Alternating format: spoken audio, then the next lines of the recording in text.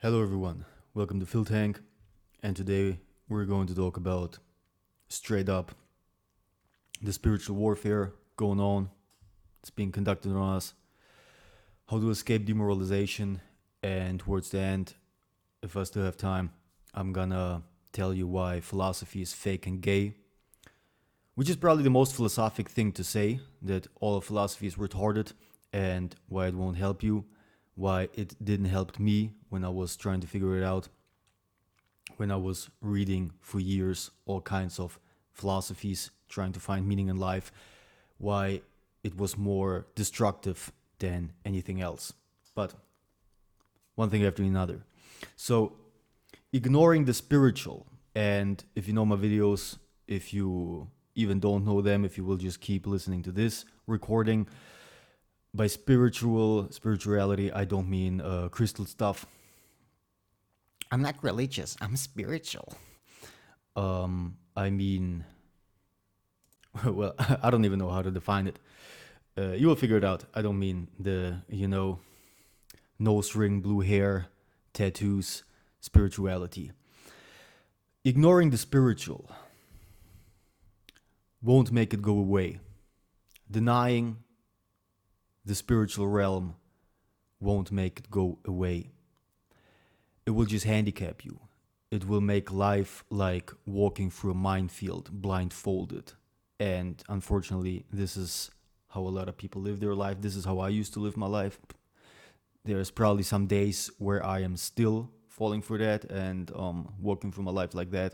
So I'm never arguing from a morally high ground.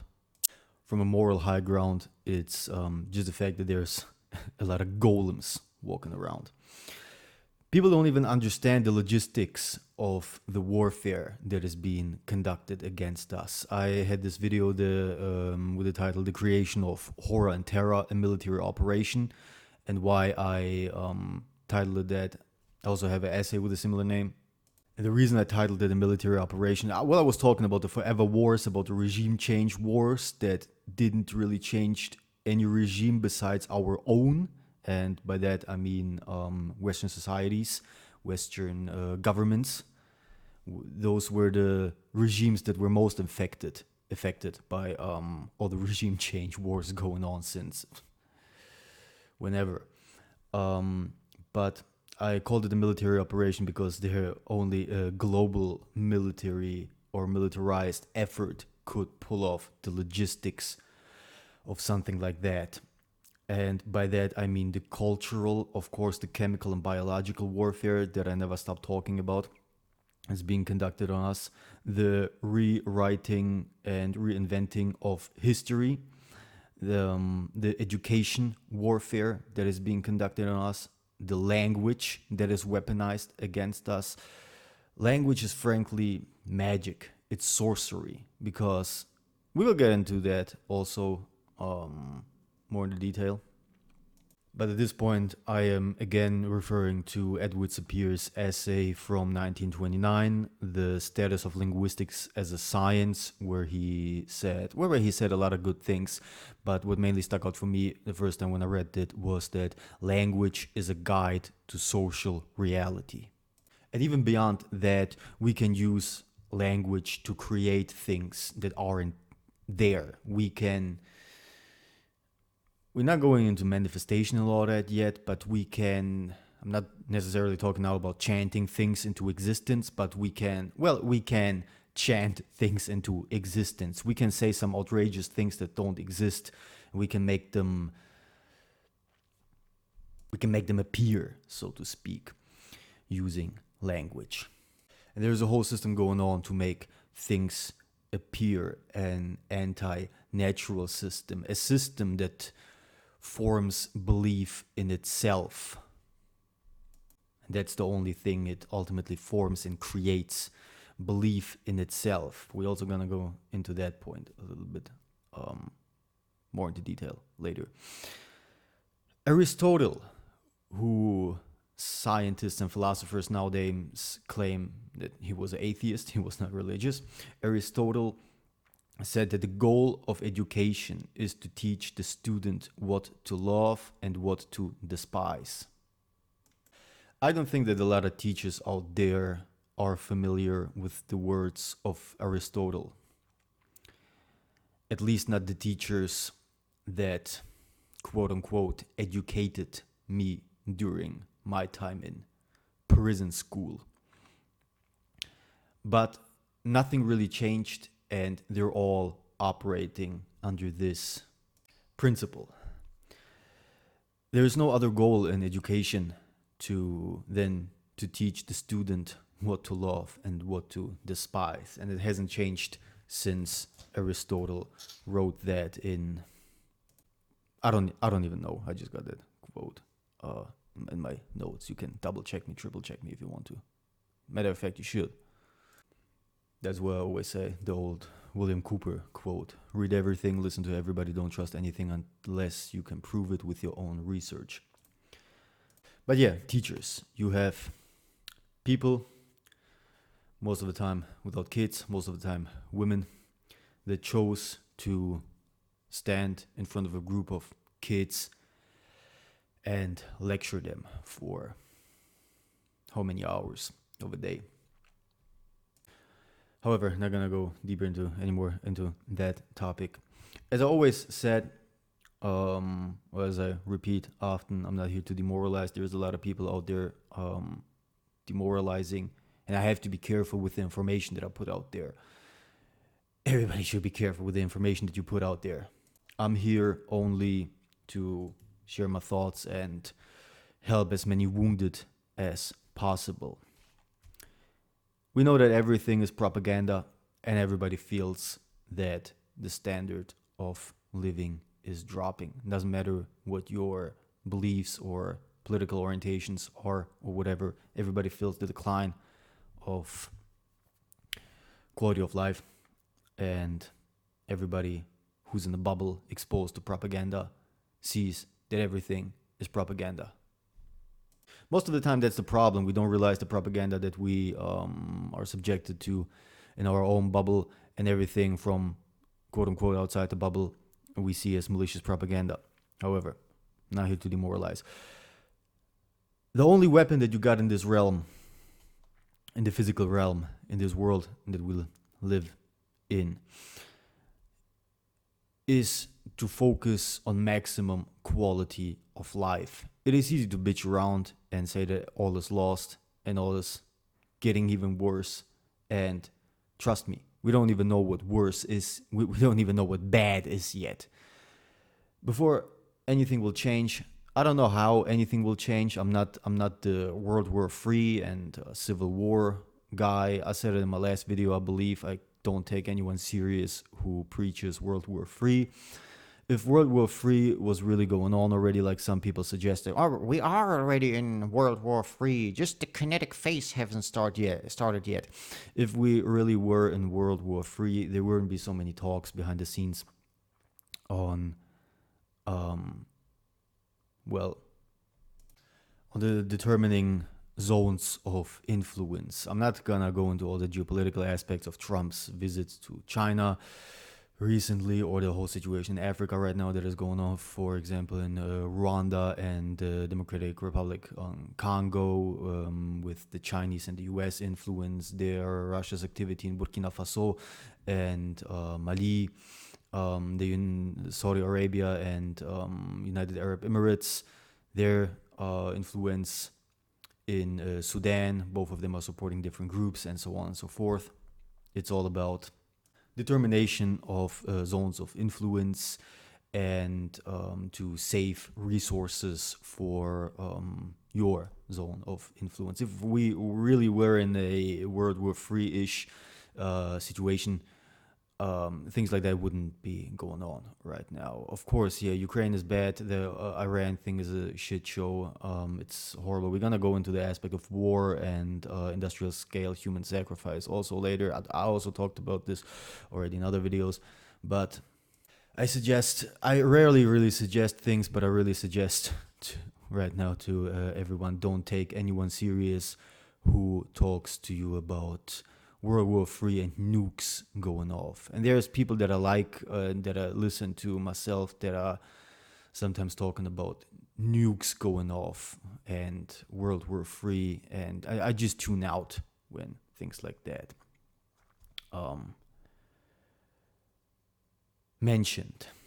So not only because my belief is it is bullshit, but you have to be careful what information you're taking in, especially nowadays with a lot of manufactured news, manufactured everything, because the things that you expose yourself to ultimately influence your thoughts, and your thoughts are everything.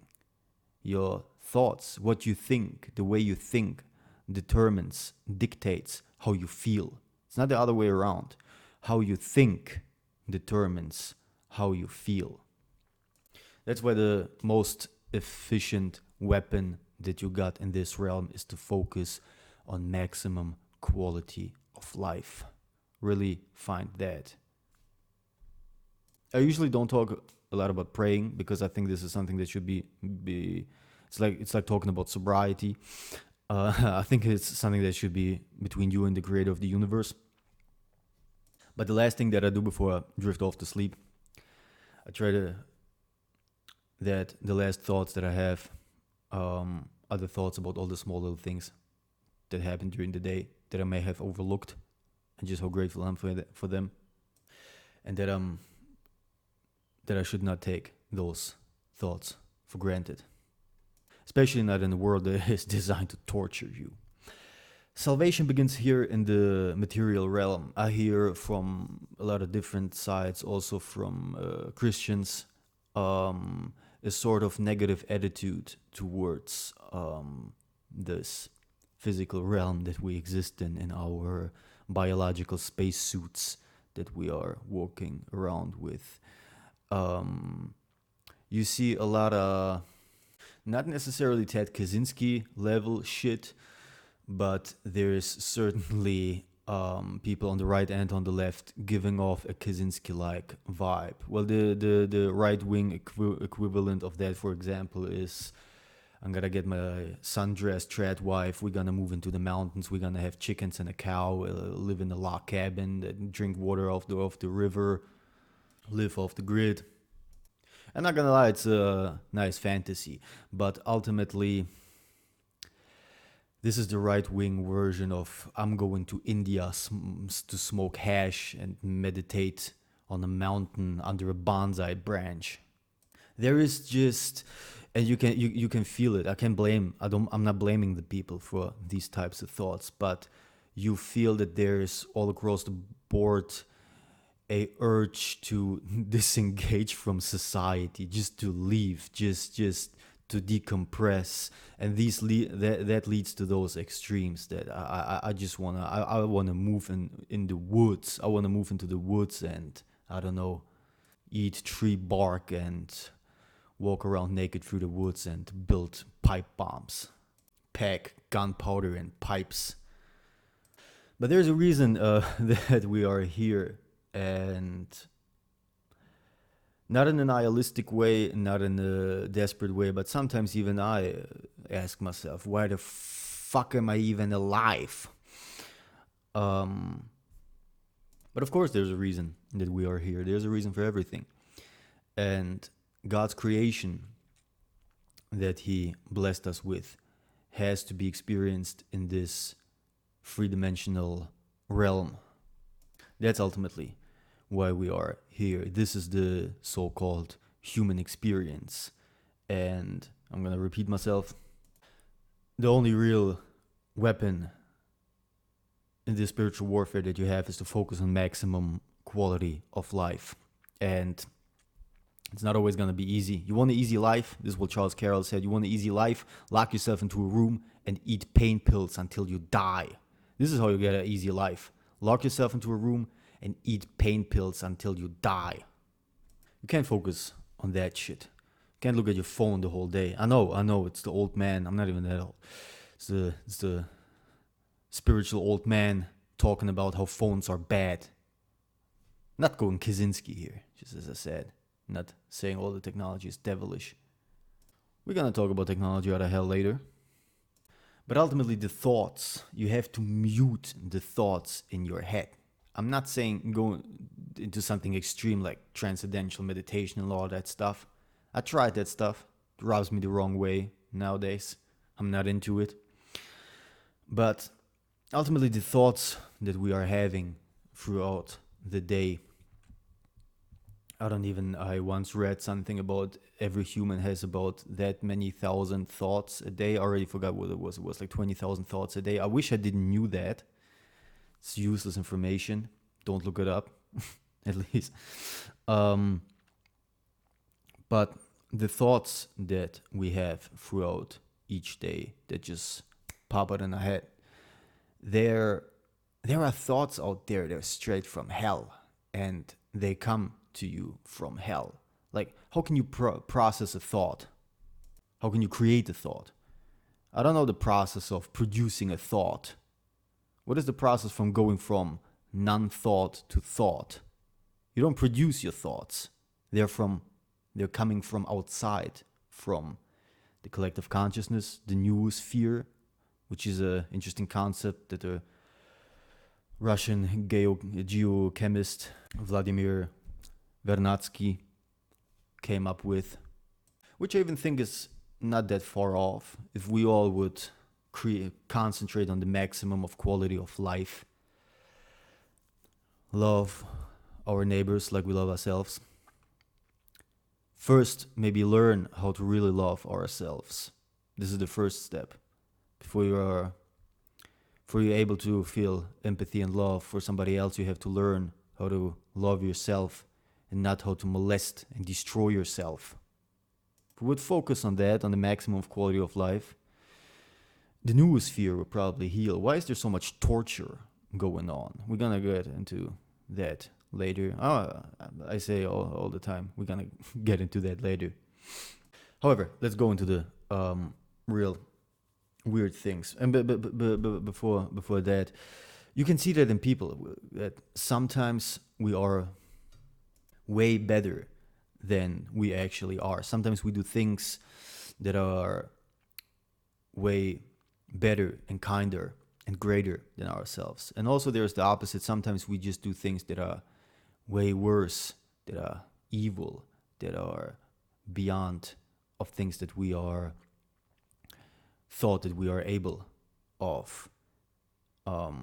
Because obviously there's outside influences battling for us, our soul. I don't really understand. I don't even know that I want to understand what the role of the human soul is in all this spiritual entanglement. But there has to be a greater role, because there is obviously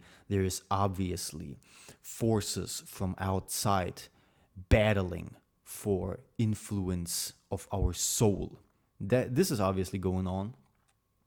Thoughts coming out straight out of hell, trying to infiltrate us, our thought patterns. There's obviously something going on, and we play a huge role in this. There's obviously a lot of torture and negativity going on. I wonder where that energy is directed to. I really wonder where that energy is directed to. Technology plays a major part in this.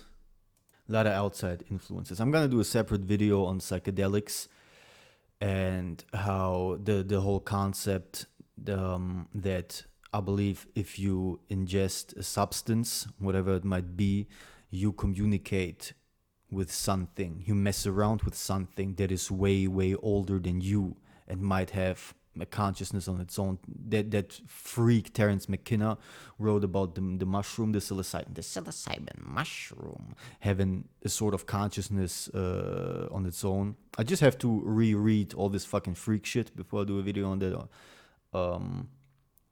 on its own. I did a shit ton of psychedelics. Now I'll stay away from them like hell. I never really had like a quote unquote bad trip, but I just haven't touched them in over 2 years. Haven't touched anything in over 2 years, and not planning on going back. It is fascinating how we start to dislike and even hate things that we used to do once we really change ourselves and get our shit together and escape the zone of influence of wherever all this negativity might stem from. And of course, under the system that we live in, All this negativity is amplified. I mentioned it already several times. We live in a system that is diminishing all the discipline and positivity and really amplifying all the negativity. Technology really plays a major part in this. I just recently found out, it was this week, that the average age in the USA when a child is exposed to pornography is 8 years. I mean, yeah, I'm from the American Pie generation. We've been all molested through the media, but it was never in human history that sexual content was, that you were exposed to sexual content at such a young age. This is directly sexual violence. There's Charles Carroll made this great joke in one of his stand-up bits where he asked the audience how many people in the audience were raped, and nobody raises their hand. And then he asks how many people in the audience were exposed to pornography before they were 18, and everybody raised their hand, their hands, and he was like, "You all got raped." Ultimately, I think this is where all this confusion, where all the, I believe Steve Saylor wrote a lot about this. This is where a lot of this whole gender confusion comes from. When your first sexual experiences are outside of your body, it's just things on the screen most of the time, if not all of the time. Those things on the screen are also far away from the real thing, the natural thing. That messes something up. This is molestation. There's a lot of psychologists that MK Ultra CIA freak John C. Lilly in Programming and Metaprogramming of the Human Biocomputer. What a title, right? Wrote in the end of the book, he implied that sexual violence sort of can function as a tool, or extreme trauma through sexual violence can function as a tool of sort of resetting the human brain, making a person more controllable, more vulnerable. Freud wrote a lot about that stuff, and I believe there's also a lot of other freaks that concentrated their quote-unquote research on things like that, how to amplify human suffering, how to manipulate and rewire the natural patterns of the human brain instead of concentrating on something that might help humanity and manifest something positive. There were a lot of freaks concentrating on that type of shit. And just look at the leaders of the world. I'm not even gonna go into the Epstein files. I don't even want to talk about that. You all probably know more about that than I do. But look at a lot of freak leaders of the world. For example, like Emmanuel Macron. It's just one example. I don't even want to name other names. They all got this weird psychosexual vibe. There's stories about all of them, or a lot of them, being just off. Not implying here that sexual molestation makes you a leader in a country, or can make you a leader in a country. Also, there is a lot of extortion, blackmailing going on, sextortion, whatever they call it nowadays. But broken down on the single person and the average age of people, young people being exposed to pornography being 8, or along with all the mass prescription of SSRIs and the media propaganda, the chemicals in the water, the low quality of the food,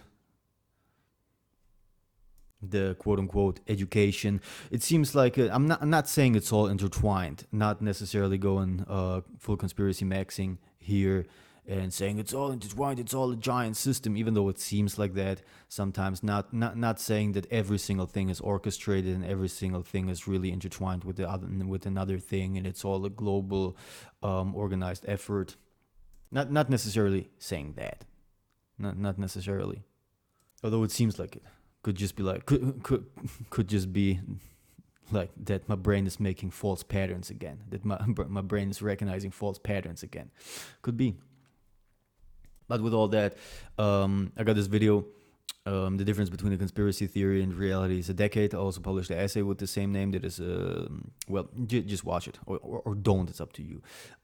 Where I said towards the end, or went towards the end more into detail about how all these things could be some sort of modern MK Ultra program or a continuation of the MK Ultra program, because programs like that, they never stop. It's never like, oh, church committee happened. We got discovered. Quick, throw the documents into the shredder, and then they shredded all the documents, and all the people just started working normal day jobs. All the people that were part of those projects, they just started hiding and working normal day jobs. It's never like that.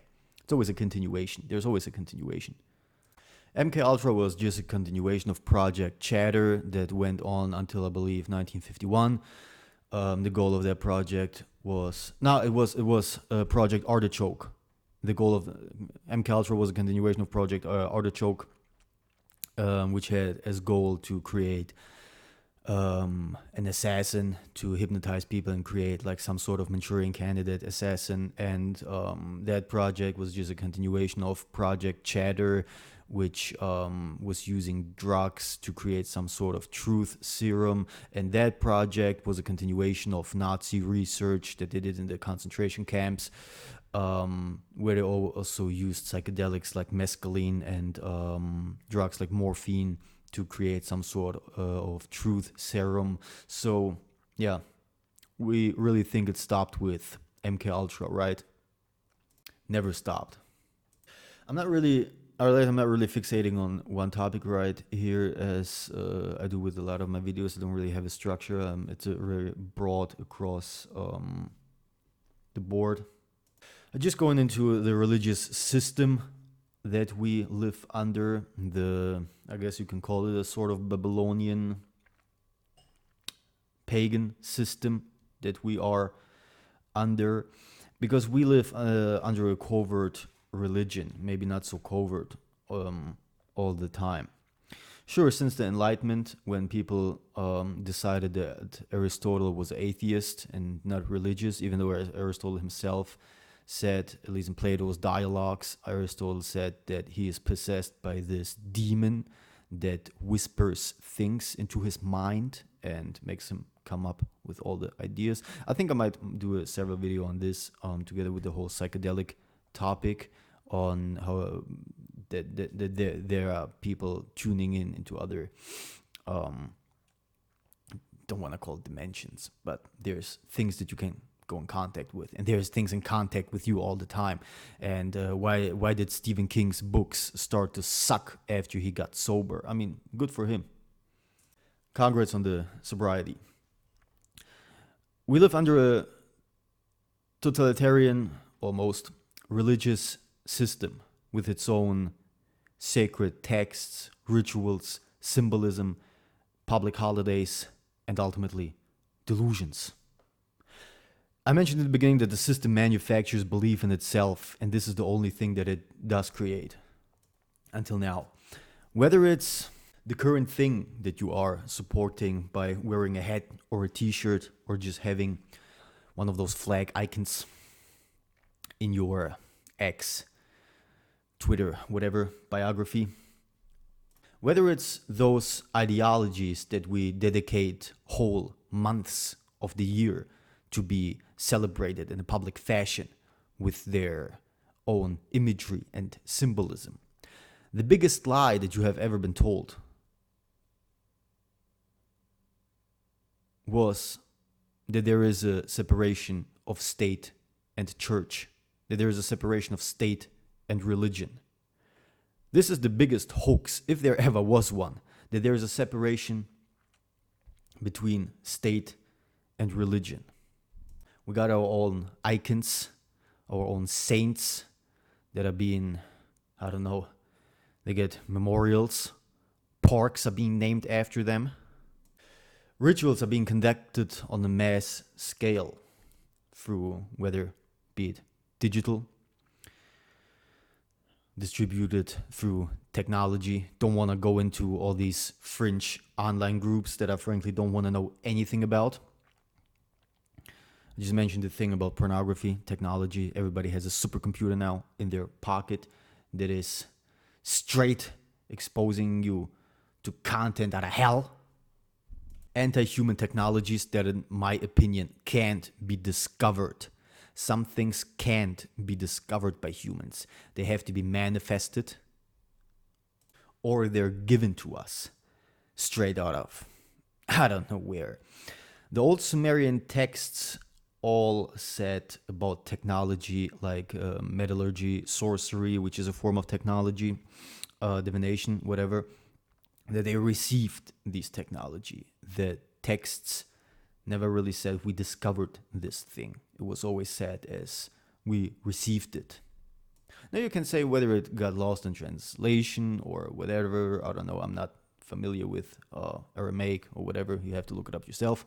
There's probably also a bunch of bullshit on that. But back to the rituals that are being conducted. Of course, there's a lot of rituals. Most of the time, most of us, me included, most of us are conducting without consent or partaking without consent on rituals on a great scale. Whether it's sport events, whether it's the opening to some big global sports event, whether it's some musical event, something happening in a stadium, some performance art being performed in front of all of us. Without consent, we all are partaking in rituals going on in this quote-unquote separation of state and religion system.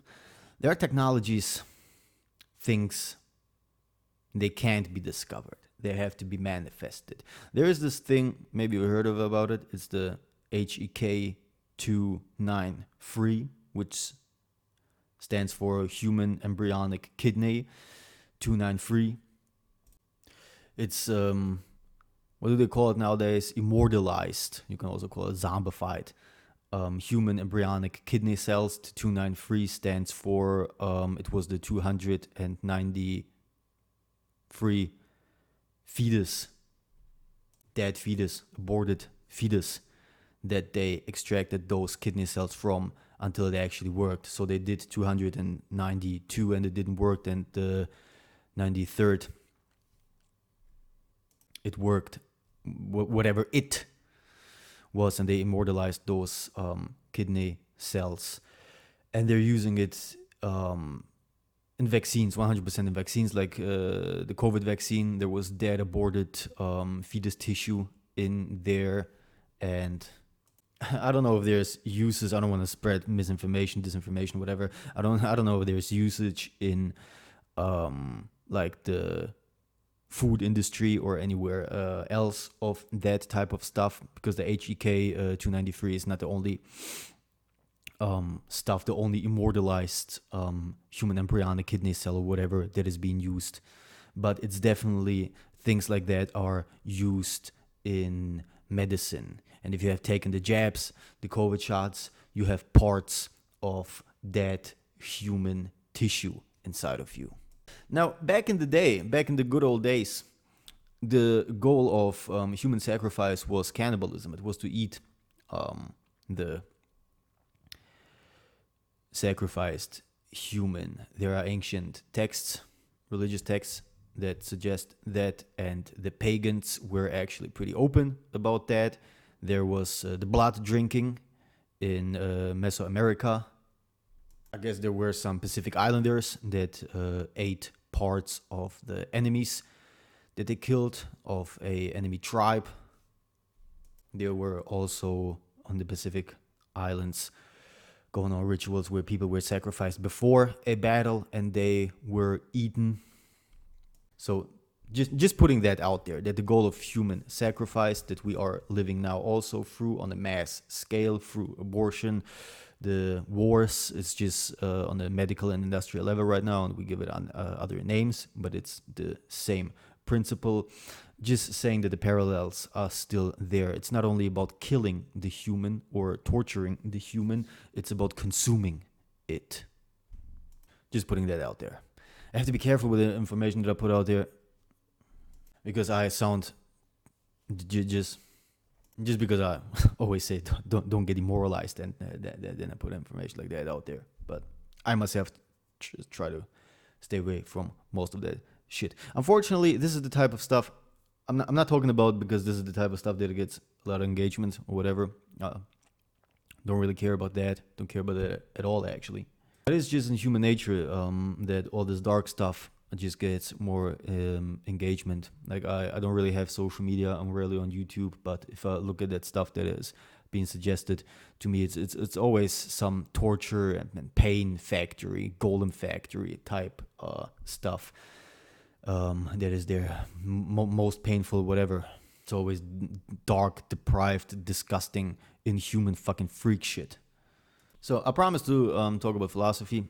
Like I said, it's very wide topics. I may need to do the videos probably more specific to keep them shorter and talk about more specific things. I also don't really care about that, about having the structure. I'm sitting on ginormous wobbling book stacks of friggin' notes and stuff, and I just bust out whatever I want to talk about and get it on. Well, when I was drifting around, anchorless, without an anchor point in life, without guidance, when God left me for a while alone, which is something that he does sometimes to us.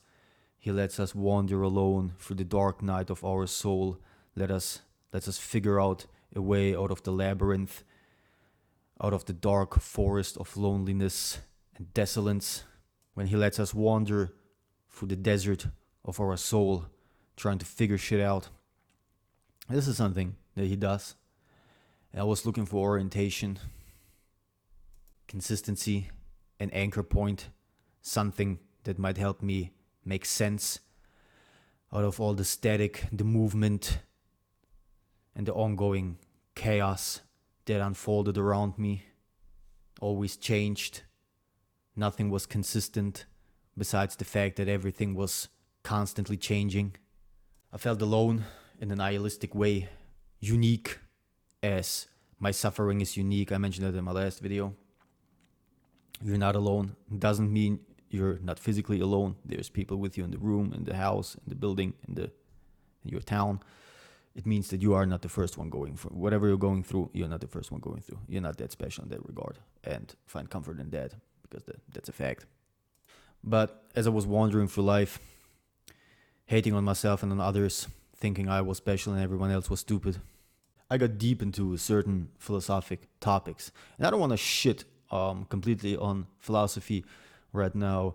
I guess depending on the angle that you are trying to get information out of those things, you can always get something good out of it. I don't really believe in things being black and white, things being bad or good. I believe that you can probably get something good or helpful, maybe not even for the moment, but for some day, for some time, out of everything. But philosophy just made me a class A overthinker, overthinking too much about my own behavior, about other people's behavior, thinking about the dynamic between human beings, between human being and the world, the meaning of life. I was heavy into nihilism, which is more warfare, referring to the whole spiritual warfare thing from the beginning. Nihilism is really an epidemic in our time. Even though I think maybe because I'm not hanging around in those circles anymore, that could be the reason. But I got the feeling that nihilism is losing. It's not being as attractive as it was, for example, like 5 to 8 years ago, when I was on the height of my retardation. I was reading Schopenhauer, who was like, there is no meaning in life. There is only the pure instinct of survival. And this is what sells us the illusion of joy in life. It is just purely our hunger, our sexual needs, and our instinct to survive that is creating the illusion of a joy and a meaning for life. in us. Um, yeah, Schopenhauer also beat his wife. um, yeah, I think a lot of that stuff. I read a lot of Freud, which I believe nowadays caused definitely more damage, making me rethink the whole how was my childhood type shit and the dynamic with my parents. Things like that just makes you spiral, and it is very unproductive to go down that road. And I mean, there's a lot of people still nowadays. There's like Stefan Mollen, who's like everything is anchored in the childhood, and I sort of believe in that. Um, there's this great book, Robert Glover's "No More Mr. Nice Guy," which I read probably like 1.5 or 2 years ago. I'm not anymore a self-help book guy, but I'm not ashamed to say that that book is probably the only self-help book that I would recommend. I also like Sam Keen's Fire in the Belly. I wouldn't really necessarily consider that one a self-help book, but it was also a good book that I read about 2 years ago. Yeah, they also kind of try to dig a little bit into the whole childhood thing, especially Normal Mr. Nice Guy, because Robert Glover is a psychologist, I believe, a psychiatrist. I don't even know the difference. I'm pretty ignorant on that thing, I gotta admit. Um, but yeah, ultimately, it I believe I don't even know what I believe. I don't even know how to phrase it in words. I believe a lot of this. Did your dad touched you? Did your mom touched you? You know, like the scene where Meadow in The Sopranos is it that is it that psychiatrist, and this is the first thing that she asks her: "Did your dad touch you?" And when she said no, she's like, "Did your mom touch you?" Um, Being stuck up that much on your dynamic with your parents is unhealthy for you, and there's a time you have to move on. And even if something messed up has happened, I'm not necessarily talking about molestation. Um, there's molestation happening everywhere nowadays. With the convenience of technology, you can get molested in the comfort of your own four walls. Um, and even if there's something messed up, I mean, whose childhood wasn't messed up? We all just humans, and our parents too, and they mess up too. So being stuck up in that is just counterproductive, and it makes you just dwell in the past and look at every future event and on the present through that fogged up lens of the past. It makes you judge absolutely everything and look at everything with that expectation of yeah, whatever might happen, it will always be influenced by all the horrible things from the past. So this is just my opinion of that, my point of that. Of course, there's interesting philosophy and there's good philosophy you can read. I liked the concept of the eternal reoccurrence from Nietzsche. I believe Nietzsche himself described that one as his most important work, even though it's not that well known. I like that one. I liked Kant, Immanuel Kant, goodwill and sense of duty and what he read about ethics. And I think this is something that we can all relate to. Like for example, you're standing in the red light, there is no cars coming, but you still don't cross the street over at the red light because there's people around. It's like the goodwill, sense of duty type thing. I read a little bit of Albert Adler, who was, I believe, a friend of Freud, wasn't that? Or Carl Jung was a friend of Freud, whatever. There's a interesting book based on the work of Adler, The Courage to be Disliked is the title. But again, don't hyper analyze things because we learned where our thoughts ultimately coming from. We're not creating our own thoughts. And there's a lot of outside influence that can steer our thoughts and ultimately the way that we think and the information that we are exposed to dictates not only how we feel, but also how we perceive our world. So there are so many people out there saying that the world is fucked. Sure, things are not ideal. It could be worse. We don't even know what bad is. We don't even know what bad is. Also, Not advertising anything here, but the thing is that basically religion has figured it out before we ever thought that we have figured it out.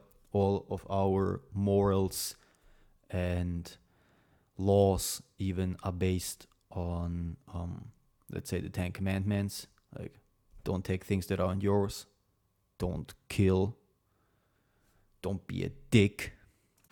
Only that modern philosophy, after the Enlightenment, took away the spiritual aspect, the religious aspect. But the thing ultimately is that you can't get rid of a religion. You can't you can't get rid of it. You can't annihilate it. You have to replace it with something, because the urge in the human being, in the human soul, the urge to worship and the urge to connect with the higher power, with the architect of the universe, it is so intense, it is so high.